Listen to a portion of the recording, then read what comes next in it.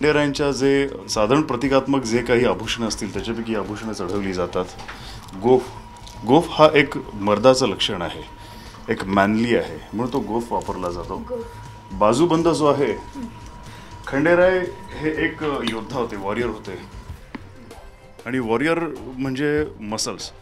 त्यामुळे या इथे जे काही माझे मसल्स डिस्प्ले होत आहेत तर त्यालासुद्धा काही कारणीभूत असं ठेवलेलं आहे की मसल्ससुद्धा चांगल्याने लोकांपर्यंत नीट दिसायला पाहिजेत. आणि जे काही बाजूबंद निवडले गेले ते हे बाजूबंद ज्याच्यामध्ये तुम्हाला पूर्ण माझे बायसेप्स ट्रायसेप्ससुद्धा दिसू शकतात, जेणेकरून मसल्ससुद्धा दिसू शकतात आणि ते आभूषणसुद्धा दिसू शकतात. त्याच्यानंतर माझा जो वीग आहे, माझ्या मिशा आणि जे कल्ले आहेत ते तर खरे आहेत. त्यामुळे हो, हे खरे आहेत.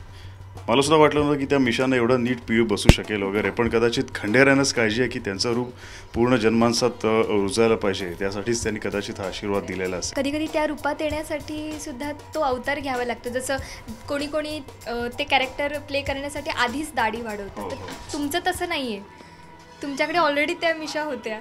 साधारण माझं पहिल्यापासून एक होतं की जे कॅरेक्टर मी करत गेलेलो आहे, मध्ये अगदी कृष्णा पाटील असो किंवा तानाजी मालुसरे असो, नाहीतर मग सम्राट असो, तर त्या प्रत्येक कॅरेक्टरमध्ये प्रत्येकाचा एक विशिष्ट पैलू असा होता, त्याची स्पेसिफिक अशी मिशी होती, हेअरस्टाईल होती, तर ती मी अनुसरत गेलेलो आहे.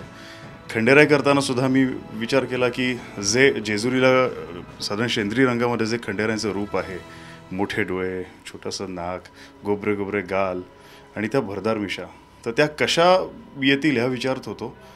पण हा विचार करता करता त्या स्वतःहून कशा आल्या ते मलाच कळलं नाही आणि ते रूप अक्षरशः आता लोकांना दिसत आहे. आणि मग एक एक आभूषणं चढवली जातात.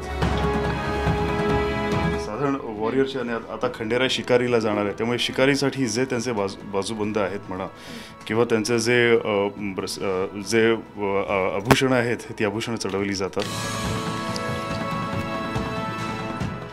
काही जी आभूषणं असतात ती अक्षरशः प्रतिकात्मकच असतात, पण त्याच्यामागे सुद्धा एक साधारण आपण पुष्पकराज किंवा आपण ज्याला पुष्कराज असं सुद्धा म्हणतो, येलो सफायर, तो आपण साधारण ह्या बोटात घालतो, म्हणून मी ह्या कलरची अंगठी साधारण ह्याच बोटात घालतो.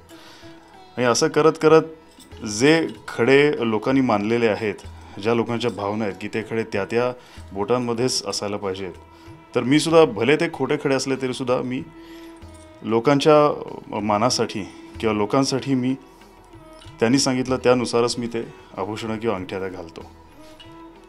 आणि नंतर वेळ येते ती म्हणजे सर्वात मोठ्या आभूषणाची. ह्या ज्या कवड्या दिसतात तुम्हाला, आपण म्हणतो की अगदी कवडी मोल आहे, तर खरंच तो जो आहे राजा, तो लोकांसाठी त्याचं जे काही असेल ते कवडी मोलच असायला पाहिजे, त्याचं ध्येय उदात्त असायला पाहिजे. खूप हेवी आहेत. ह्या ज्या घंटा तुम्ही बघताय, ह्या घंटा पितळेच्या घंटा आहेत, खरा घंटा आहेत. म्हणजे ही सर्व आभूषणं घातल्यानंतर साधारण एक 15 किलोनी तरी माझं वजन वाढलं जातं. आणि काही स्टंट्स वगैरे केलेले आहेत, ते एवढं सगळं वजन घेऊनच स्टंट्स केलेले आहेत.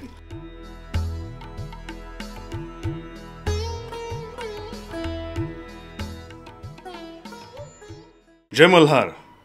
मी तुमचा लाडका खंडेराय, म्हणजेच खंडोबा, म्हणजेच Devdatta Nage. Please subscribe to Rajshri Marathi.